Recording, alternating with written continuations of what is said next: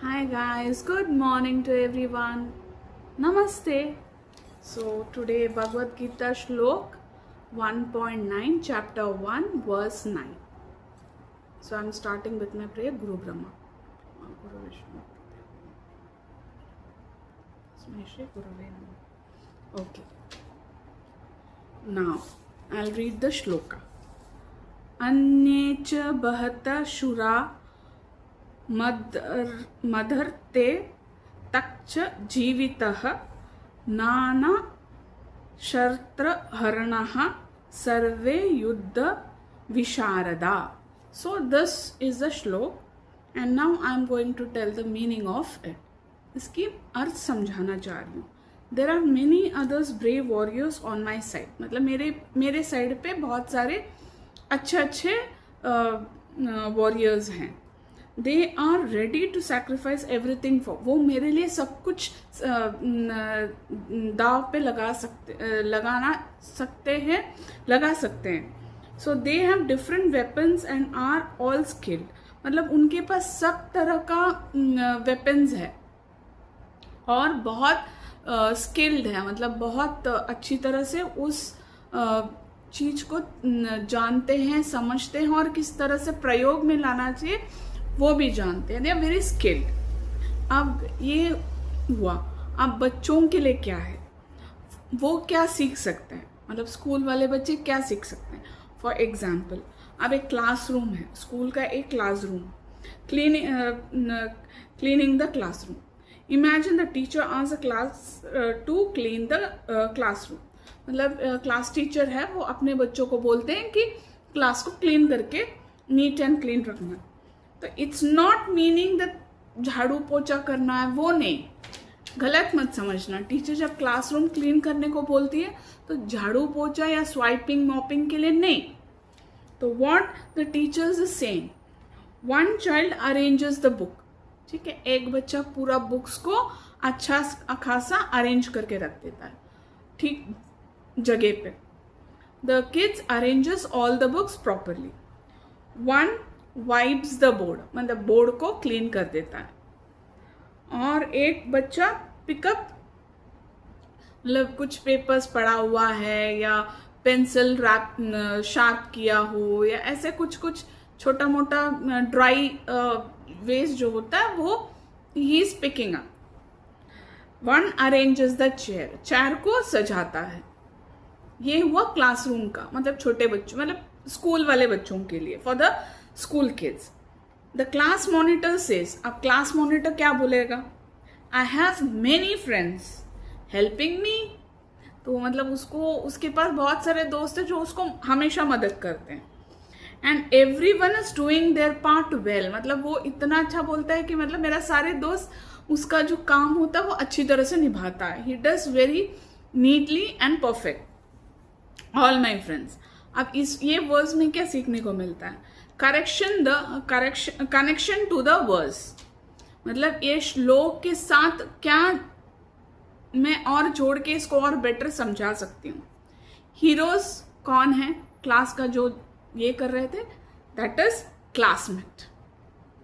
Different weapons क्या है, मतलब ये जो कुरुक्षेत्र का जो वेपन्स वगैरह है, तो उसको इसमें कैसे मैं in the sense I am not the ये या कहाँ से भी रिसर्च किया तो उसके थ्रू मुझे ये बहुत अच्छा लगा, which normal people can understand. तो heroes are classmates. Different weapons are different cleaning task. अब एक बंदे ने स्वाइप पेपर को इकट्ठा किया, फिर एक बच्चे ने बोर्ड को क्लीन किया, फिर एक बच्चे ने बुक्स को अरेंज किया. Right, so these are the task. तो ये टास्क क्या था, different weapons. Skilled in battle, battle में युद्ध के जगह पे क्या किया, वो क्या था. Good at there assigned work, मतलब उसका जो जॉब था वो जॉब अच्छी तरह से निभाया. लेसन क्या मिलता है, when everyone helps with the special ability a big job becomes easily. मतलब कोई भी चीज करते वक्त अगर सब इकट्ठे अच्छी तरह से परफॉर्म करेंगे, अच्छी तरह से निभाएंगे वो सारे चीज अपने हिसाब से, अपने स्पीड से, तो वो सब बढ़िया तरीके से होगा फॉर स्टूडेंट्स, कॉलेज स्टूडेंट्स के लिए। ऑर्गेनाइजिंग है कॉलेज इवेंट, एक कॉलेज एक इवेंट ऑर्गेनाइज करता है। College is conducting an exhibition, okay. तो उसमें क्या है, एक स्टूडेंट प्रिपेयर्स मॉडल, एक बच्चा मॉडल प्रिपेयर करता है, एक पोस्टर्स को डिजाइन करता है, एक वेलकम करता है गेस्ट को, एक मैनेज करता है शेड्यूल कि मतलब क्या क्या टाइम में क्या चीज होगा, क्या परफॉर्मेंस होगा, कौन कैसे रहेगा, कब ड्रिंक्स होगा, कब फूड होगा, कब स्नैक्स होगा। तो एक पूरा मैनेज करता है वो शेड्यूल को। वन एक्सप्लेन्स एक्सपेरिमेंट्स, मतलब वो पूरा जो जो किया है वो पूरा टास्क का वो एक्सप्लेन करता है। और वो टीम लीडर क्या करता है, the team leader says I have many talented students with me, मेरे पास बहुत सारे टैलेंटेड बच्चे हैं। Everyone is contributing their skill, हर बच्चा अपना स्किल कर देता है। Connection to the verse, heroes are the team members, heroes कौन है यहाँ पे, टीम मेंबर्स है। डिफरेंट वेपन्स क्या है, different talent and skills. Battle क्या है, मेकिंग एग्जीबिशन सक्सेसफुल, है ना। नाउ लेसन, इसमें से सीखने को क्या मिलता है, success come when people use the strength for a common purpose. मतलब सक्सेस मतलब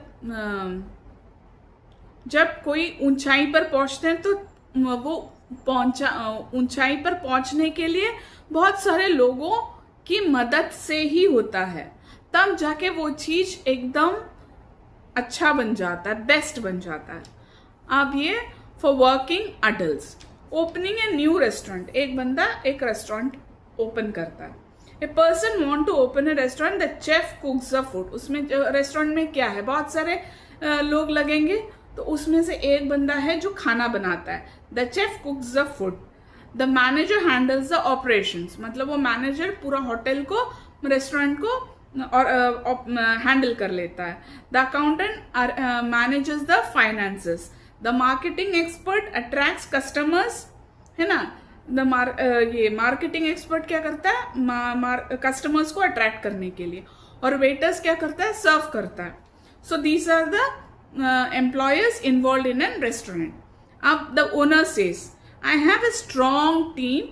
Each person is an expert in their work.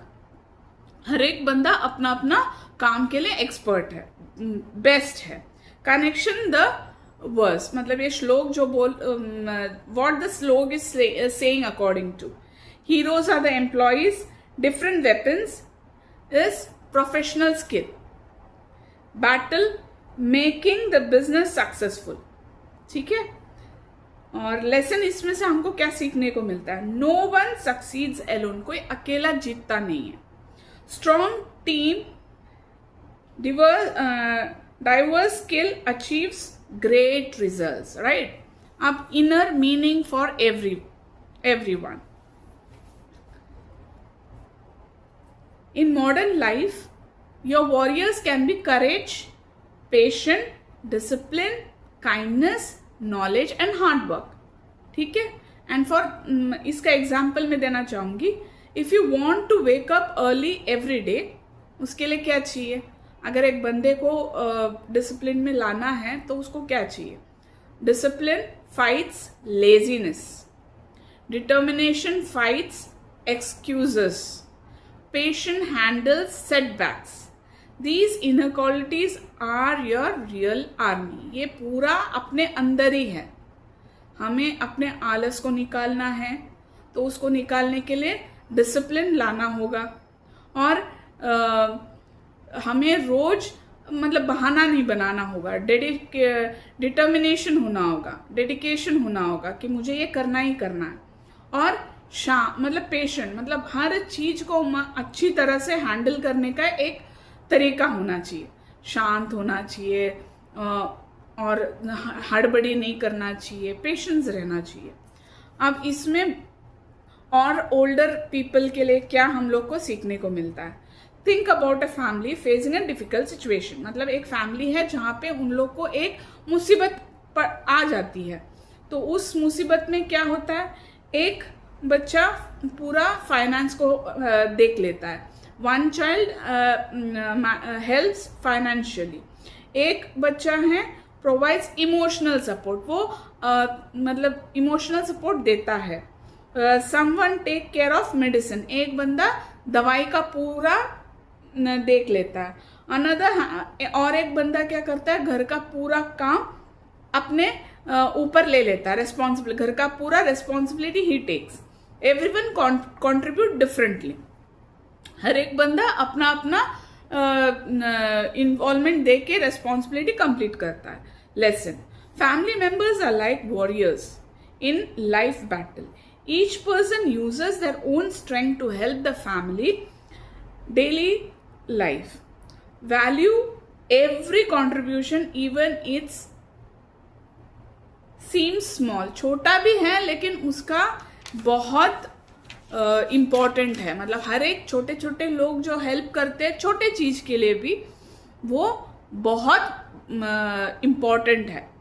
और इसमें डीप और मैंने क्या मतलब खोज निकाला, what still I researched, the warriors can represent your inner quality, मतलब अपने अंदर जो ताकत है, खूबियां हैं, वो क्या है।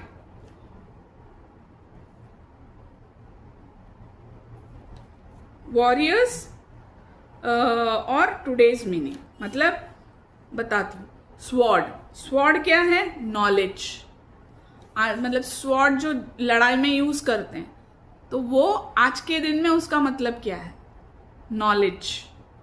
बो क्या है, फोकस, एंड शील्ड जो लड़ाई के टाइम पे हम लोग अपने को प्रोटेक्ट करने के लिए सामने रखते हैं ताकि हमारे ऊपर वो एरो या कुछ न लगे, तो वो क्या है, शील्ड क्या है, patience, spear, determination, army, good habit.